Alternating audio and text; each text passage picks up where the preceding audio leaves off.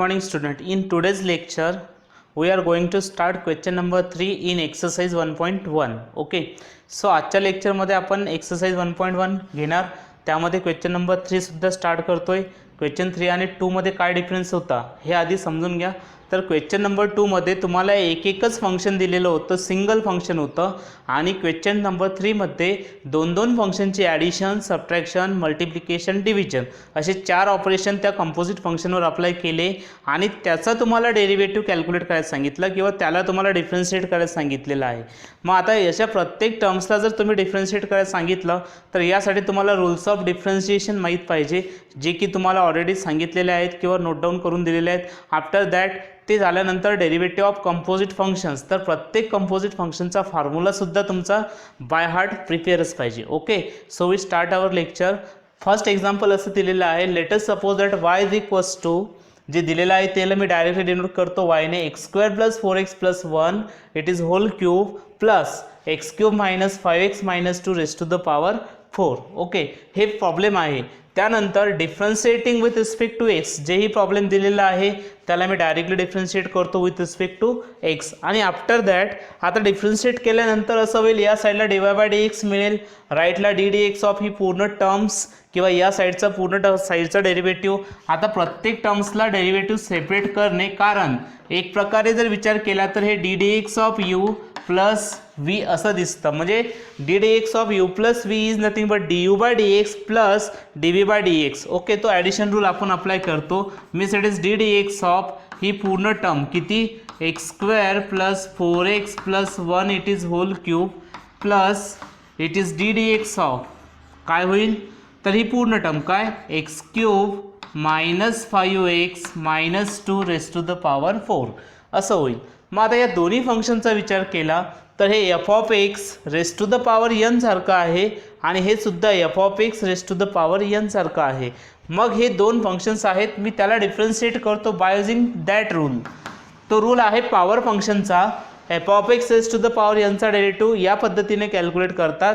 म्हणून या ठिकाणी आपण लिहू शकतो 3 × f(x) म्हणजे ही टर्म, म्हणून x² + 4x + 1 raise to the power 3 - 1 into f(x) म्हणजे या टर्मचा डेरिव्हेटिव्ह, म्हणजेच काय झालं असतं ddx ऑफ x² + 4x + 1 असं त्या टर्मचा डेरिव्हेटिव्ह होईल.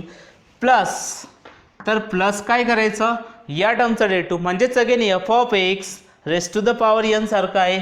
Means it is 4 × x³ - 5x - 2 raise to the power 4 - 1 असं त्याचा डेरिव्हेटिव्ह होईल.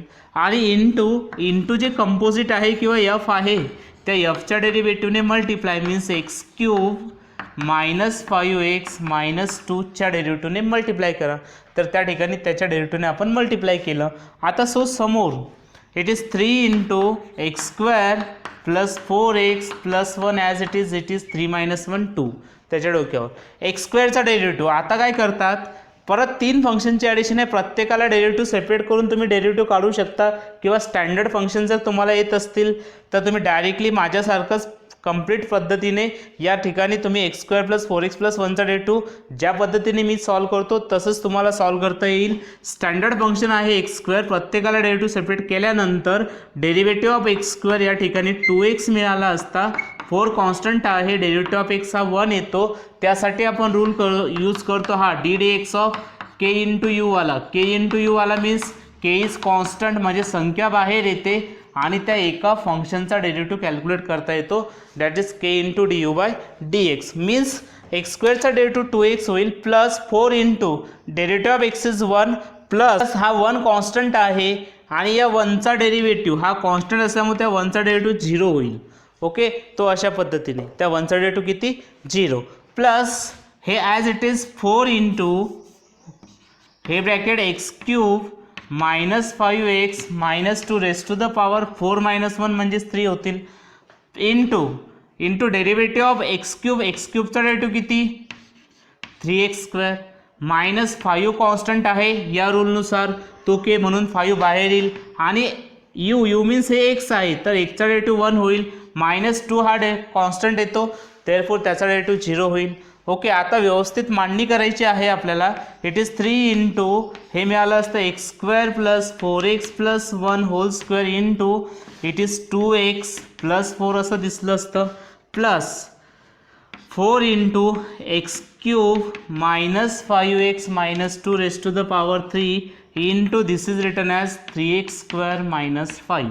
अशा पद्धतीने फंक्शन्स होईल. ओके, आता हे ब्रॅकेट जर बघितलं तर या ठिकाणी 2 आणि 2 या दोन टर्म्समध्ये कॉमन आहे आणि ही टर्म मी समोर लिहितो.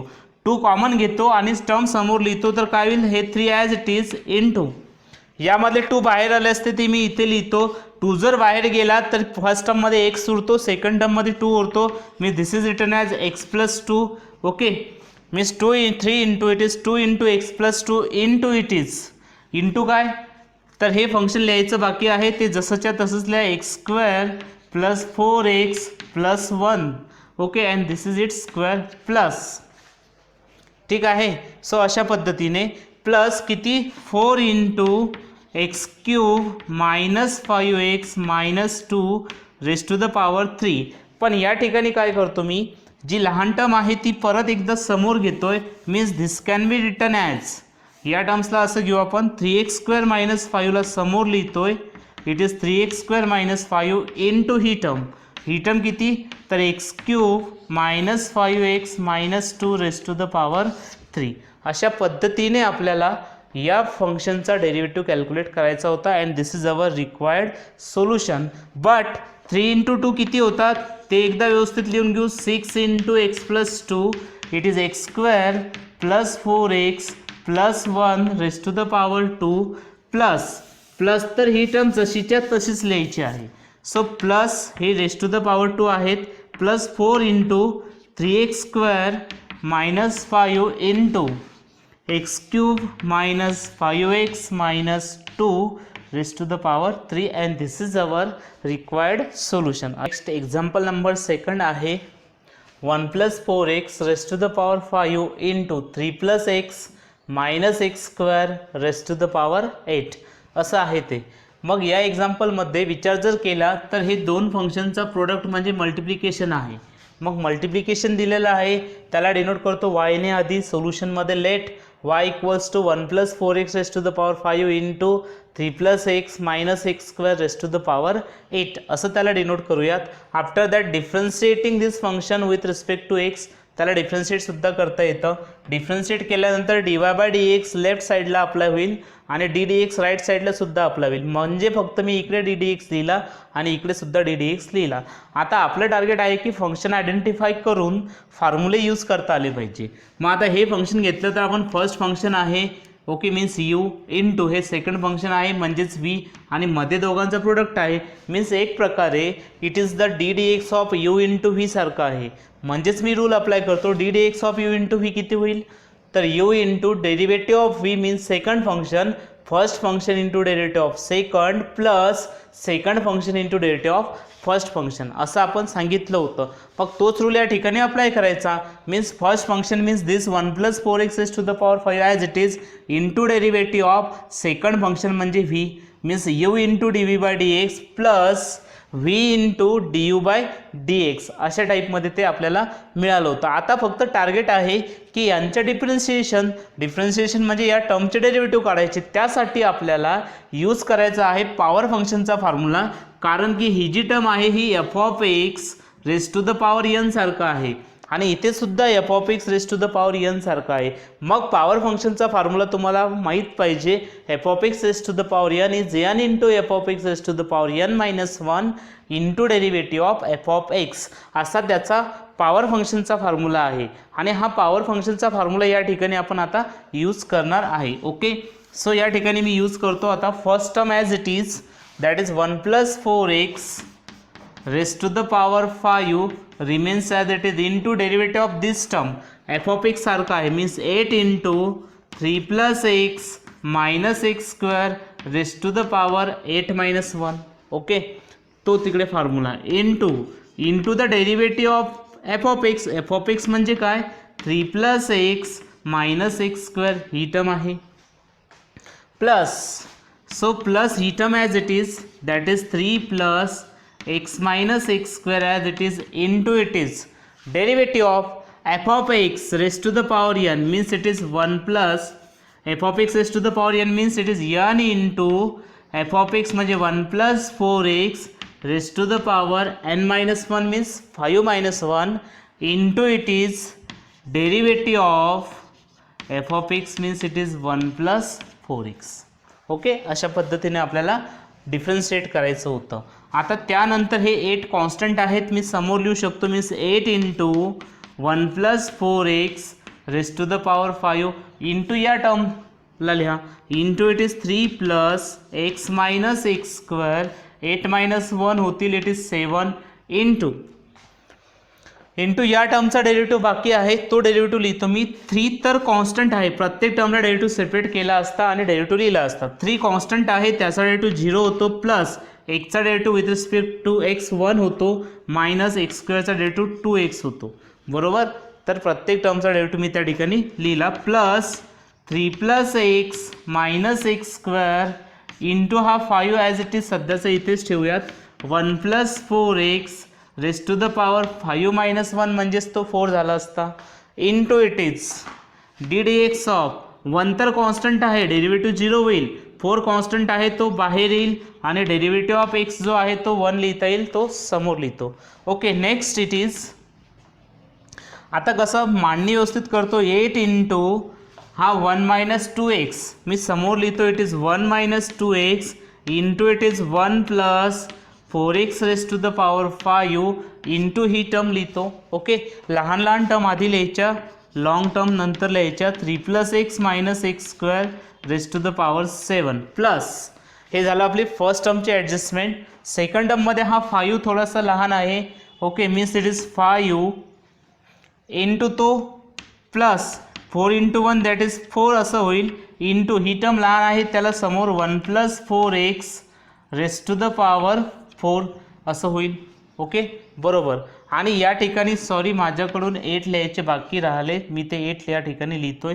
ओके, ही कॉन्स्टंट टर्म्स होती ते 8 लिहिले 1 plus 4x raise to the power 4 into ही term as it is that is 3 plus x minus x square raise to the power 8. Okay, आणि लास्ट वेला लास्ट टर्मला काय कॅल्क्युलेशन्स होतील हे असंच राहील 8 into 1 minus 2x 1 plus 4x raise to the power 5 3 plus x minus x square raise to the power 7 plus शेवटच्या स्टेपला असं होईल 5 into 4 this becomes 20 and this is our required solution. अशा पद्धतीने हे एक्झाम्पल नंबर 2 सॉल्व करायचं होतं with the help of product rule. Okay, 3 x upon root 7 minus 3x. Okay, जेही एक्झाम्पल दिलेलं आहे त्याला वायने डिनोट करतो आपण स्टार्टिंगला.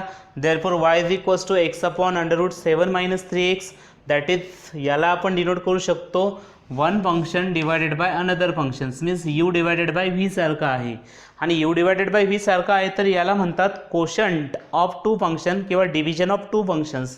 तर डिव्हिजन ऑफ टू फंक्शनसाठी फॉर्म्युला होता यू डिवायडेड बाय व्हीचा. तो काय होता v into derivative of u minus u into derivative of v. Okay, असा तो फॉर्म्युला आहे. मीन्स या ठिकाणी काय करायचं मग तोच फॉर्म्युला अप्लाय करायचा.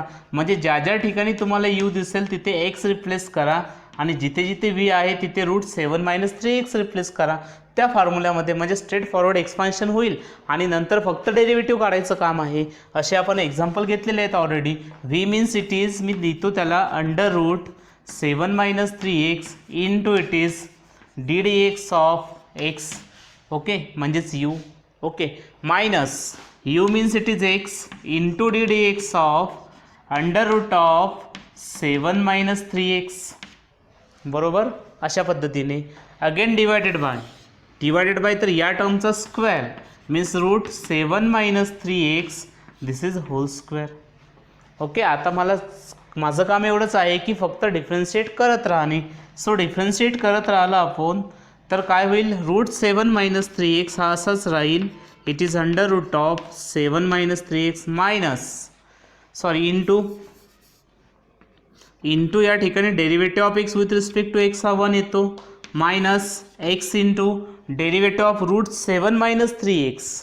तर बाय स्क्वेअर रूट फंक्शन त्याचा डेरिव्हेटिव्ह असा येतो 1 upon 2 times under root 7 minus 3x into it is derivative of 7 minus 3x. Okay, तर अशा पद्धतीने त्याचा डेरिव्हेटिव्ह येणार आहे. आणि आफ्टर दॅट हे जे डिवाइडला आहेत तर स्क्वेअर आणि स्क्वेअर रूट कॅन्सल होताच नाही. This just remains 7 minus 3x. Okay, एवढीच टर्म डिनॉमिनेटरमध्ये उरते. आता समोरचे कॅल्क्युलेशन्स मी या साईडला घेतो. ओके, या साईडला कॅल्क्युलेशन्स घेऊयात. आता या साईडला जर कॅल्क्युलेशन्स आणले आपण होईल पाहूया. Root 7 minus 3x as it is first टर्ममध्ये, that is under root of 7 minus 3x ही first term as it is minus काय होईल तर x अपॉन 2 टाइम्स असं होईल. ते x upon 2 times root 7 minus 3x. Okay, again into derivative of 7 minus 3x. 7 तर constant आहे 0 होईल, -3 कॉन्स्टंट आहे, डेरिव्हेटिव्ह ऑफ x हा 1 होतो. म्हणजेच याचा डेरिव्हेटिव्ह जर कॅल्क्युलेट केला तर 0 minus 3x into 1 असा त्याचा डेरिव्हेटिव्ह होतो. आणि डिवाइडला जे आहे ते ॲज इट इज राहील. Means this can be written as divided by 7 minus 3x again as it is. Again equals to under root 7 minus 3x आहेच आपल्याकडे, तो ॲज इट इज ठेवतोय. रूट 7 minus 3x मायनस ते 3 समोर येतील, means minus into minus plus होतील आणि ते होईल 3x upon 2 into root 7 minus 3x असं न्यूमरेटर होईल. आणि डिवाइडला ते 7 minus 3x आहेतच. ओके, आता कॅल्क्युलेशन्स आपले सिम्पल होत आहेत, तर कॅल्क्युलेट करत राहायचं. कॅल्क्युलेट कसं होईल, या दोन टर्म्समध्ये न्यूमरेटरचा विचार केला तर दिस is like a fractions, it is root 7 minus 3x divided by 1 plus 3x upon 2 into root 7 minus 3x. या ठिकाणी क्रॉस मल्टिप्लिकेशन म्हणजेच तिरपा गुणाकार घेऊ शकतो. तिरपा गुणाकार घेतला तर it is root 7 minus 3x into 2 times root 7 minus 3x. Okay, plus 1 into 3x तर ते 3xच राहतील. आणि हे डिवाइडला आहेत रूट 7 minus 3x. हे झालं होतं न्यूमरेटरचं कॅल्क्युलेशन्स. आणि पूर्ण terms divided by 7 minus 3x आहे. रूल्स ऑफ फ्रॅक्शन जर माहीत असतील तर ही टर्म डिवाइडला येऊन मल्टिप्लाय होतं, म्हणजे रूट 7 minus 3x या टर्म्सला मल्टिप्लाय होतील. मीन्स असं लिहिता येतं root 7 minus 3x into root 7 minus 3x becomes just it is 7 minus 3x. Okay, अशी टर्म होईल. ठीक आहे, सो ती अशा पद्धतीची टर्म राहील. आणि सॉरी या ठिकाणी ही 2 लिहायचे माझे बाकी होते, तर ते 2 लिहितो मी या ठिकाणी. 2 इंटू रूट 7 minus 3x असं होईल. या ठिकाणी 2 constant as it is root into root becomes 7 minus 3x plus हे 3x जसेच्या तसे ठेवूयात. आणि आता ही टर्म डिवाइडला येऊन मल्टिप्लाय होईल, means 7 minus 3x into it is 2 times root 7 minus 3x असं होईल. ओके, तर या ठिकाणी न्यूमरेटरला मल्टिप्लाय करा. न्यूमरेटरला मल्टिप्लाय करू या ठिकाणी 2 ने, तर हे बेसाती 14 14 होतील, बेत्रिक 6 मीन्स -6x प्लस हे 3x डिवायडेड बाय काय करायचं तर हा 2 समोर लिहायचा. आणि या रूटला मी असं लिहू शकतो, it is 7 minus 3x into it is 7 minus 3x raise to the power 1/2. रूटला 1/2 लिहिता येतं. मग या ठिकाणी बघा x into x raise to the power 1/2, तर हा 1 असेल. मग अशा वेळेस ज्यावेळेस हा बेस सेम असतो आणि पॉवर डिफरंट असतात त्यावेळेस बाय लॉज ऑफ इंडायसेस आपण त्यांची ॲडिशन करतो आणि त्याची ॲन्सर येतं x raise to the power 3/2. मग या ठिकाणी तसंच झालेलं आहे, 7 minus 3x into 7 minus 3x raise to the power 1/2. मग इथे पण तसंच आहे, इथे पण तसंच आहे. हा एक प्रकारे फॉर्म्युला आहे, किंवा तुम्हाला मी हा रूल सांगू शकतो या ठिकाणी a raise to the power एमचा बाय लॉज ऑफ इंडायसेस. मी आधी बोललो होतो इंडायसेस लॉगॅरिथम हे एकदम बेस्ट वेने प्रिपेअर पाहिजे. ओके, असा रूल आहे, तो या रूलने सुद्धा तुम्ही त्याला बोलू शकता a raise to the power m plus n. म्हणजे हा होईल 7 minus 3x raise to the power 1. इथे काहीच दिसत नाही म्हणजे 1 आहे. ओके, सो आता पुढच्या स्टेपमध्ये आपले कॅल्क्युलेशन्स असे येतील. लास्ट स्टेप आहे, लास्ट स्टेपमध्ये असं होईल dy by dx equals to, म्हणजे त्या दिलेल्या फंक्शनचा derivative equals to 14 as it is minus -6x plus 3x, -6 plus 3 becomes -3x सोबत आहे म्हणून मी x सोबत लिहितो. आणि या दोघांचं कॅल्क्युलेशन मी सांगितलं 1 + 1/2 होईल तो, आणि 1 + 1/2 तो होणायलाच पाहिजे. That must be the 3/2. Okay, means this is our required solution of the given example 3. Next example number 4 सुद्धा क्वोशंटच आहे किंवा डिव्हिजन आहे. x³ - 5 rest to the power 5 upon x³ + 3 rest to the power 3. Okay, मी इथेच त्याला वायने denote करतो. सोल्युशनमध्ये लेट y इक्वल्स टू हे फंक्शन दिलेलं आहे, आणि या फंक्शनला जर आपण स्टँडर्ड फॉर्ममध्ये कन्वर्ट करायचा प्रयत्न केला तर ते क्वोशंट ऑफ 2 फंक्शन आहे, म्हणजेच u डिवायडेड बाय v येतं. ओके, तर आता u डिवायडेड बाय v आहे. So therefore differentiating with respect to x, म्हणजे दिलेल्या फंक्शनला आधी डिफरन्शिएट करूया. Differentiate with respect to x, we can write here dy by dx is equals to ddx of x³ - 5 rest to the power 5 upon x³ + 3 rest to the power 3. Okay, after that काय करायचं आहे, तर तो जे function आहे ddx of u by v is equals to v into derivative of u minus u into derivative of v divided by v² असं आहे. So त्या पद्धतीने आपल्याला त्याला डिफरन्शिएट करायचं आहे. तर अशा पद्धतीने डिफरन्शिएट करूया. पहा, u म्हणजेच काय आणि v म्हणजेच काय ह्या टर्म पुट करा. u means this and v mean this. Okay, मग मी v लिहितो आधी.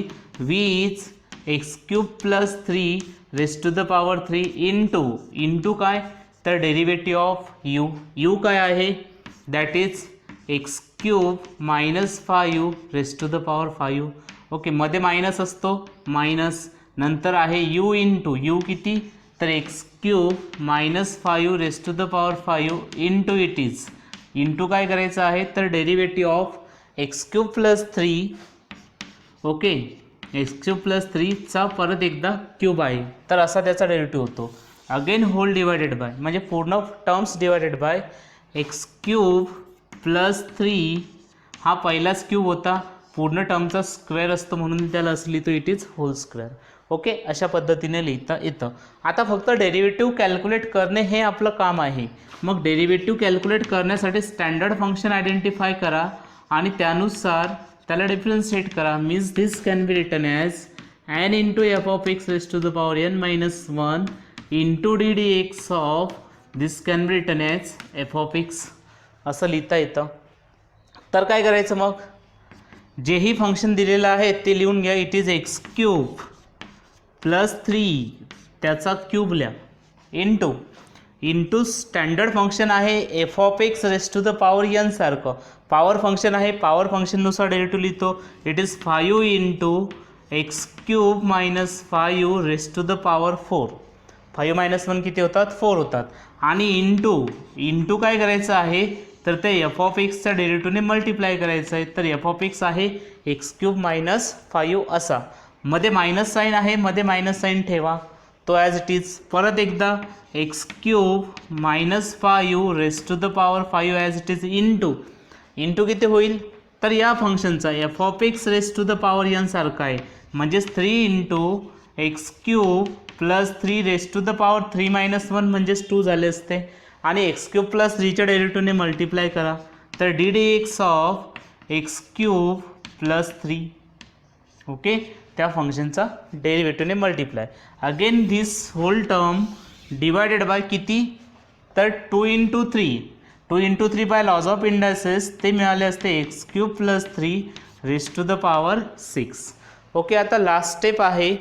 हे 5 थोडे मी समोर लिहितो म्हणजे असं होईल ते.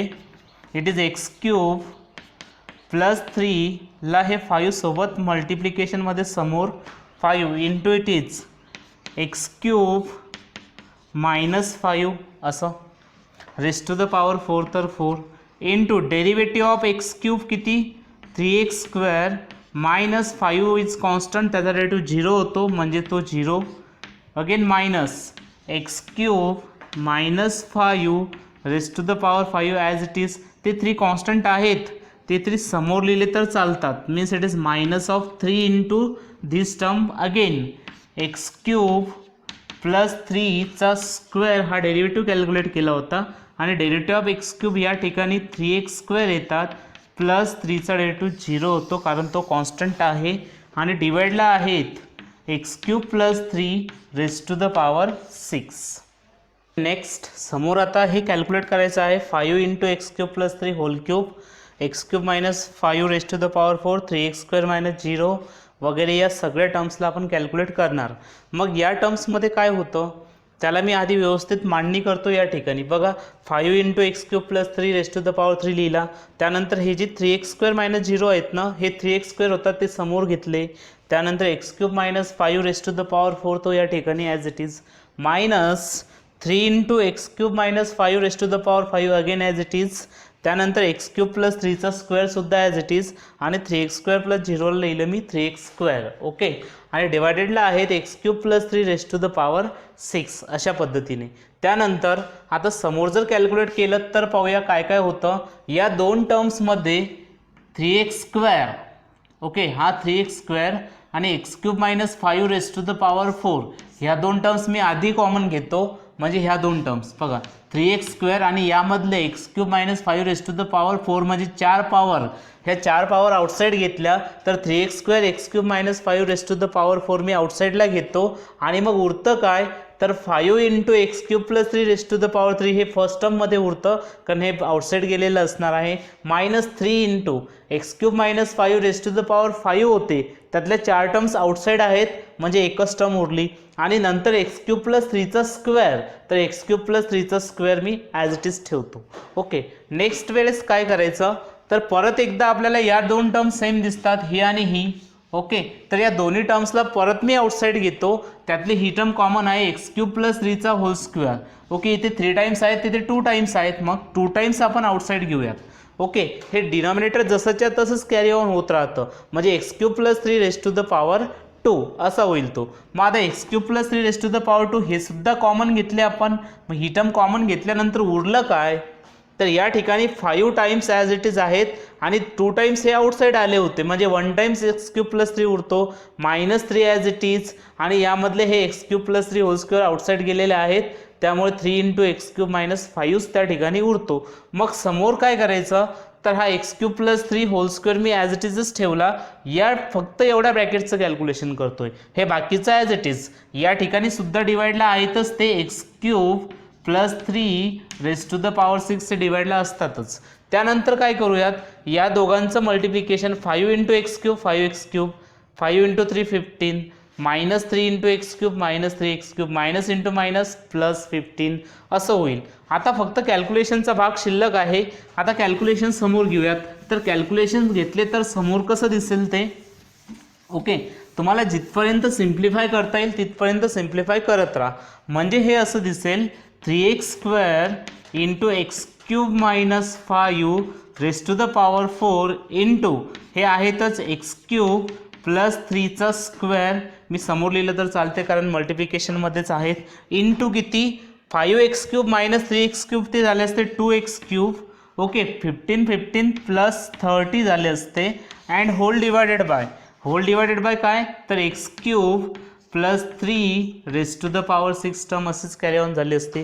परत एकदा लॉजिकली विचार केला तर या दोन टर्म्समध्ये 2 कॉमन येतात. तर तो 2 समोर घ्या म्हणजे असं होईल 3 इंटू 2 हा एक्स स्क्वेअर मी असाच लिहितो सोबत, x cube minus 5 raise to the power 4 सुद्धा as it is, x cube minus 5 raise to the power 4. त्यानंतर एक्स क्यूब प्लस 3चा स्क्वेअरसुद्धा ॲज इट इज आणि 2 आउटसाईड गेल्यामुळे ही टर्म झाली असती एक्स क्यूब प्लस 15. ओके, हे सगळे मल्टिप्लिकेशनमध्ये आहेत. ओके, हे सुद्धा मल्टिप्लिकेशनमध्ये, हे सुद्धा मल्टिप्लिकेशनमध्ये, हे सुद्धा मल्टिप्लिकेशनमध्ये. आणि डिवाइडला जे आहेत ते आहेत x cube plus 3 raise to the power 6. Okay, तर या ठिकाणी ह्या 2 टाइम्स पॉवर आहेत, x cube plus 3 raise to the power 2 आहे, x cube plus 3 raise to the power 6 आहे. मग ह्या 2 टाइम्स पॉवर आहेत तर ह्या कॅन्सल होतील आणि इथल्या पण 2 पॉवर कॅन्सल होतील, उरतील फक्त 4 पॉवर. ओके, मीन्स नेक्स्ट स्टेपमध्ये मी ते आन्सर असं मांडणी करू शकतो, मी ते या ठिकाणी मांडणी करतोय. ओके, 3 इंटू 2 हे झाले असते 6 एक्स स्क्वेअर इंटू मिळालं असतं x cube minus 5 raise to the power 4. Okay, आणि इंटू हे x cube plus 15. Okay, last term आहे ती एक्स क्यूब प्लस 15 असं आन्सर मिळालं असतं. आणि डिवाइडला उरले असते x cube plus 3 okay, that is raised to the power 4 and this is our required solution of this example. Next example number 5 दिलेला आहे 1 plus sine square x whole square into 1 plus cos square x whole cube अशा पद्धतीने. तर हे example solve करण्यासाठी त्याला denote करतो मी आधी सोल्युशनमध्ये वाय ने आणि नंतर डिफरन्शिएट करतोय with respect to x. Okay, आणि डिफरन्शिएट केल्यानंतर लेफ्ट साईडला d d x of y होईल आणि इकडे डी डी एक्स ऑफ हे पूर्ण फंक्शन होईल. ओके, सो आता काय करायचं तर हे जे फंक्शन आहे याला आयडेंटिफाय करण्यासाठी आधी मेन ऑपरेशन आहे प्रोडक्टचा, म्हणजे हे दोन फंक्शनचा product means it is you into V असं आपल्याला दिलेलं आहे. म्हणजे पहिलं काम काय आहे की प्रोडक्ट रूल अप्लाय करा, u into v. U means this first bracket and v means this second bracket. मी रूल अप्लाय करतो, आता रूल काही लिहित नाही मी साईडला. Okay, means it is u means first function आहे 1 प्लस साइन स्क्वेअर एक्स त्याचा whole square into derivative of second म्हणजेच 1 plus cos square x okay त्याचा क्यूब. ओके, तर या फंक्शनचा आपल्याला डेरिव्हेटिव्ह कॅल्क्युलेट करायचा आहे. या ठिकाणी असं ब्रॅकेटिंग व्यवस्थित केलं तर काही हरकत नाही. Plus second function means 1 plus cos square x त्याचा क्यूब इंटू काय तर डेरिव्हेटिव्ह ऑफ फर्स्ट फंक्शन आहे 1 प्लस साइन स्क्वेअर एक्सचा square. Okay, this is again another function. आता हे जे आहे याला डिफरन्शिएट करण्यासाठी आपण यूज करू शकतो अगेन पॉवर फंक्शनचा formula f of x raise to the power n. तर f of x raise to the power n असा होतो it is 1 plus sine square एक्सचा स्क्वेअर ॲज इट इज आणि तो झाला असता 3 into 1 plus cos square x okay raise to the power 3 minus 1 into derivative of 1 plus cos square x असं त्याला आपल्याला डिफरन्शिएट करायचं होतं. आणि प्लस ही टर्म परत एकदा as it is 1 plus cos square x whole cube into it is f of x raise to the power n सारखं आहे. तर f of x raise to the power n सारखं असल्यामुळे मी लिहितो 2 into 1 plus sine square x okay it is again 2 minus 1 into derivative of 1 plus it is sine square x. बरोबर, अशा पद्धतीने. नेक्स्ट टाइम आपल्याला कॉस स्क्वेअर एक्सचा आणि साइन स्क्वेअर एक्सचा डेरिव्हेटिव्ह लागतो, मी ते या ठिकाणी कॅल्क्युलेट करतो.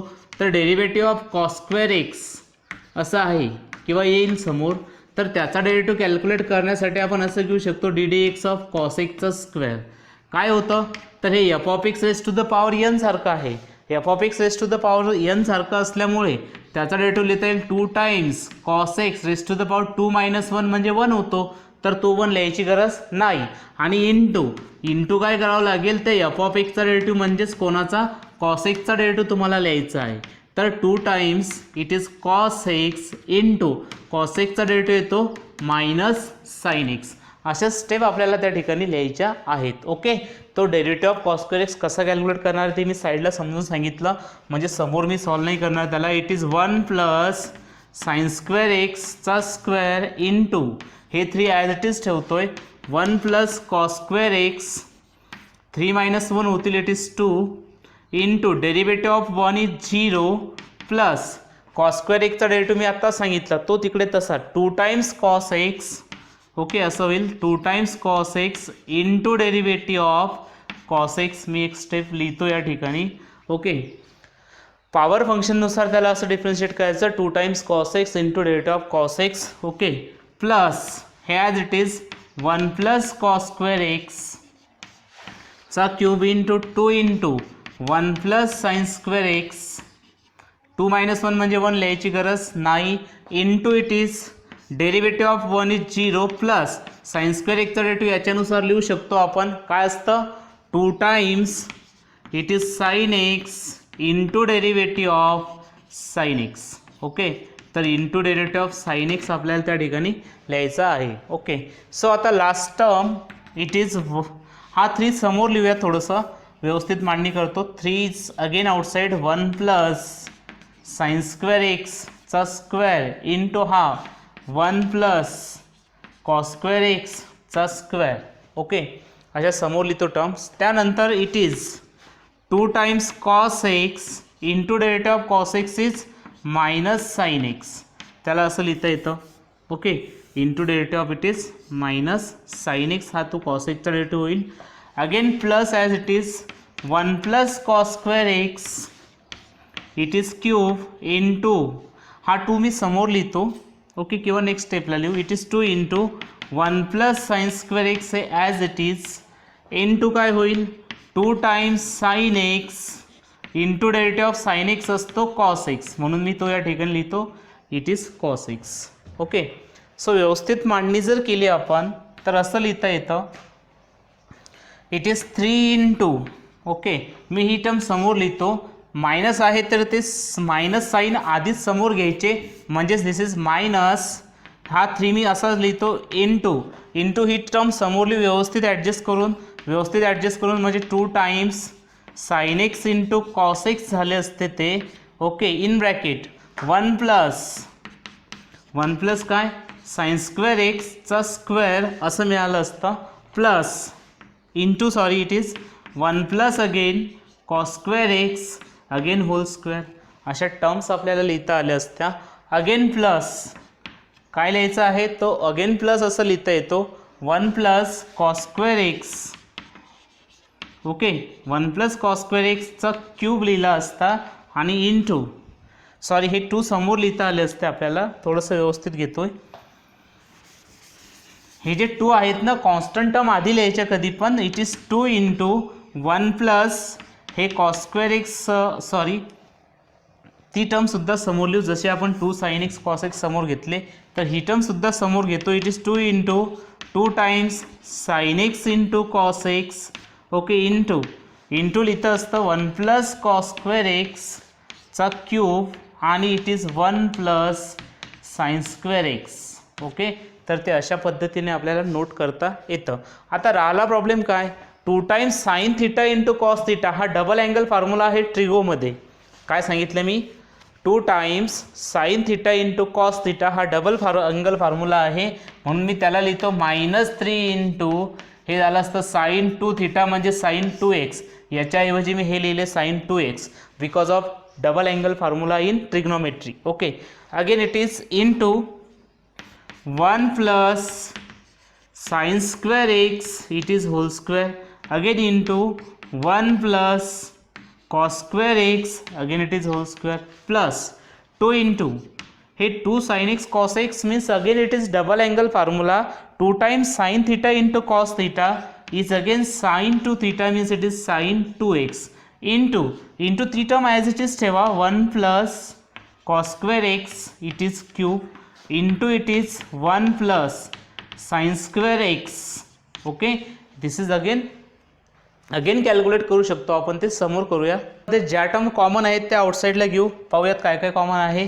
साइन 2x कॉमन दिसतो, त्यानंतर 1 प्लस कॉस स्क्वेअर एक्सचा स्क्वेअर कॉमन दिसतो आणि 1 plus sine square x common दिसतो. ओके, ह्या 3 टर्म्स मी आउटसाईडला घेतो, म्हणजे first of all sine 2x okay into it is 1 plus sine square x.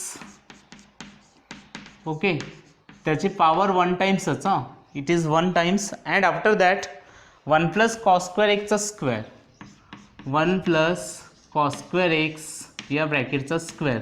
In bracket काय काय उरतं ते पाहायचं आता. तर या पहिल्या ब्रॅकेटमध्ये -3 शिल्लक आहेत, त्या ॲज इट इज ठेवतोय. इंटू काय उरलं, तर हा बाहेर गेला आणि साइन 2x बाहेर गेला, -3 आणि यामधले एक टर्म बाहेर गेलेले आहे, हे 2 टाइम्स आहेत, हे 1 टाइम्स बाहेर गेले म्हणजे 1 टाइम्स उरेल. It is 1 plus sine square x it is whole square.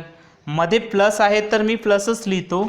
Okay, plus त्यानंतर आउटसाईड गेलेल्या टर्म्स, हे एक टर्म ही एक टर्म आणि हे 2 टाइम्स बाहेर गेलेले आहेत म्हणजे 1 टाइम्स उरेल.